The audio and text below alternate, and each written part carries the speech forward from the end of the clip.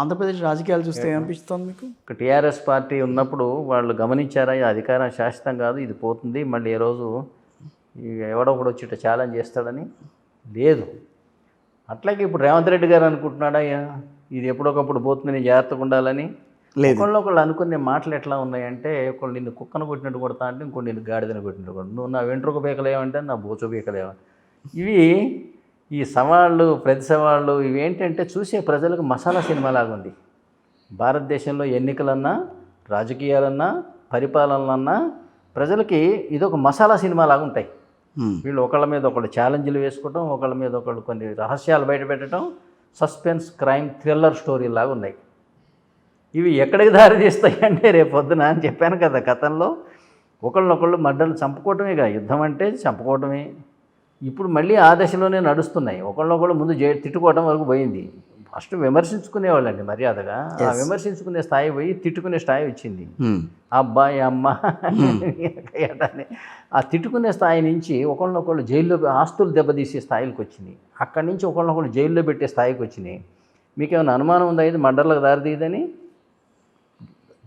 Final మార్గం అదే. ఇంకా తర్వాత ఏమవుతుందంటే ఇంకొకటండి, రెండు పార్టీల వ్యవస్థే దేశంలో ఉండాలని చెప్పి చాలామంది మాట్లాడుతున్నారు. అది ఉంటేనేమో నిజానికి చాలా ఆరోగ్యకరమైన పరిస్థితి. ఎందుకంటే ప్రాంతీయ పార్టీలు ఉండకూడదు. ముఖ్యంగా ప్రాంతీయ పార్టీలు రాజ్యాంగ విరుద్ధం అండి, అసలు చట్ట విరుద్ధం. అవి ప్రాంతీయ పార్టీ పెట్టుడే చట్ట విరుద్ధం. 1969లో ఇవి ఎలక్షన్ కమిషన్ సృష్టించింది, చట్టం ద్వారా కాదు. ఇప్పుడు allotment of symbols to political parties order 1968, ఆ ఆర్డర్ ద్వారా ఈసీ హ్యాస్ క్రియేటెడ్ ఇది రీజనల్ పార్టీ, ఇది అన్రిజిస్టర్డ్ పార్టీ, ఇది జాతీయ పార్టీ అని అందులో సెక్షన్ 6A 6B ద్వారా వాళ్ళు క్రియేట్ చేశారు. అది ఓకే చేయటం ద్వారా ఏమవుతుందంటే ఈ రాష్ట్రం నాది, ఆ రాష్ట్రం నాది, ఇక్కడ దానికోసం ప్రాంతీయ పార్టీలు పుట్టినాయి, రాజవంశాలు పుట్టినాయి.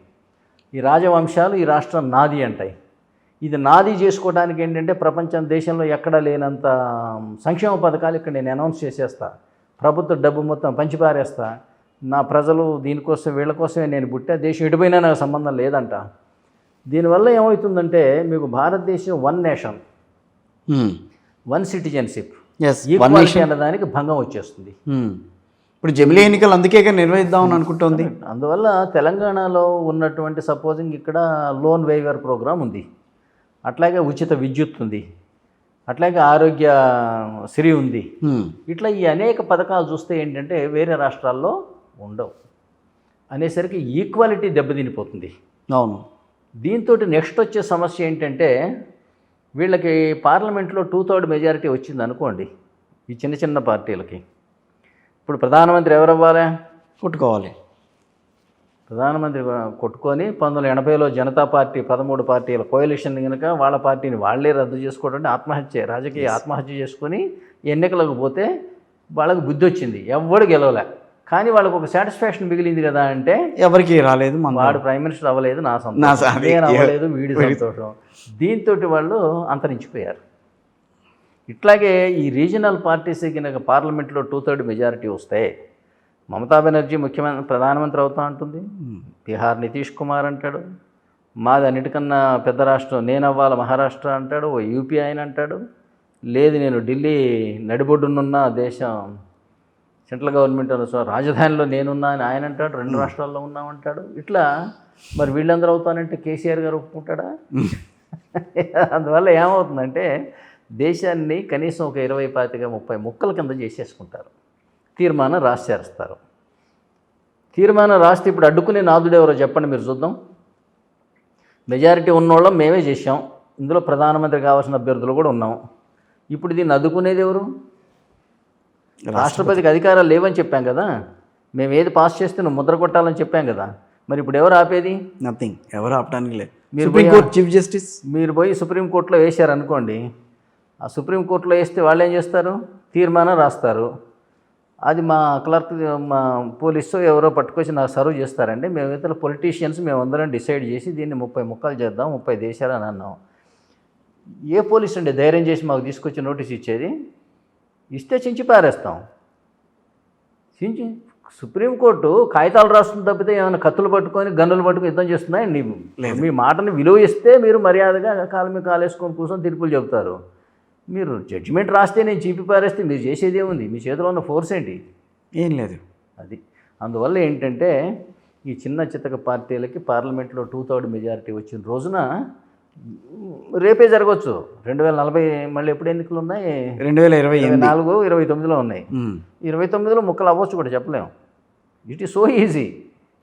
అందువల్ల ఇది చాలా ప్రమాదకరమైన దిశగా ఇవాళ భారతదేశం నడుస్తుంది. రాష్ట్రాలకి మధ్య ఘర్షణ ఉంది. ఇవాళ బాంబేలో హిందీ స్పీకింగ్ వాళ్ళని అసహించుకుంటారు, గుజరాతీ మాట్లాడే వాళ్ళని అసహించుకుంటారు. ఇక తెలుగు మద్రాసీస్ అంటేనేమో అంతకన్నా చేస్తారు. అట్లాగే మీకు ఒరిస్సాలో, అస్సాంలో కూడా ఇదే గొడవ ఉంది. ఈ కాశ్మీర్ అది మాది సపరేట్ దేశం అంటున్నారు. దేశం నుంచి మేము విడిపోతాము, భారతదేశంలో ఉండము అని ఇంతకుముందు ఎన్ని రాష్ట్రాలు అడిగినాయంటే, పంజాబ్ అడిగింది ఖలిస్తాన్ కావాలని, అస్సాం అడిగింది బోడోలాండ్ కావాలని, వెస్ట్ బెంగాల్ అడిగింది గోర్ఖాల్యాండ్ కావాలని, కింద తమిళనాడు అడిగింది, నాగాల్యాండ్ అడిగింది, త్రిపుర అడిగింది. ఇన్ని దేశాలు, ఇన్ని రాష్ట్రాలు మేము ఇండిపెండెంట్గా ఉంటాము అని చెప్పేసి అడిగి, కాకపోతే ఉద్యమాలు కూడా చేశారు, ఉతకడగడం కాదు, కానీ అవి సాయుధ ఉద్యమాలు. అది మన అదృష్టం. ఏంటంటే అదృష్టం ఏమిటి? నా ముఖం ఇప్పుడు ఇది ఆటవిక న్యాయంతో మనం అంతకన్నా బలాన్ని ఉపయోగించి వాళ్ళని అణగదొక్కేశాం.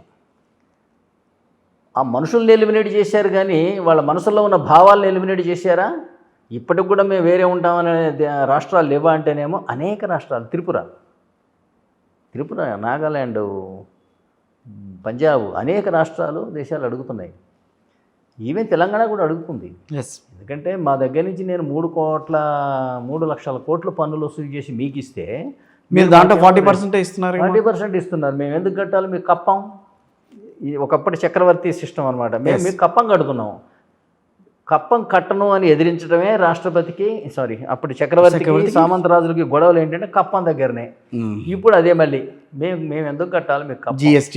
నేను మీకు కట్టకపోతే మా ప్రజలకు నేను పంచుతా కదా, ప్రజలకు పంచుతానా తర్వాత, లేకపోతే నేను భుజిస్తానా తర్వాత సంగతి. మా ప్రజలకు పంచుతా అండి. ఇక్కడ ఆకలి తాండవం ఆడుతున్నది, మా ప్రజలు ఆకలితో అలమటిస్తున్నారు, మీకు ఎందుకు కట్టాలి నేను ఈ ట్యాక్స్ అంటే ప్రజల నుంచి కూడా మద్దతు వస్తుంది. ఇట్లా మద్దతు వచ్చినప్పుడు ఏంటంటే జాతీయ కార్యాలయాలు తగలబెడతారు.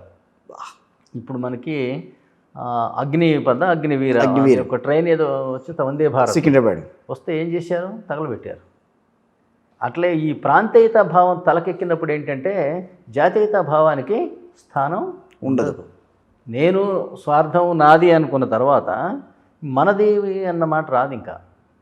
ఇది చాలా ప్రమాదకరమైన ధోరణిలో ఇవాళ భారతదేశం ముందుకు పోతున్నది. రాజకీయ వ్యవస్థ బలహీనంగా ఉంది. సింగిల్ సీట్ మెజారిటీ ఉన్నవాడు పరిపాలిస్తున్నాడు.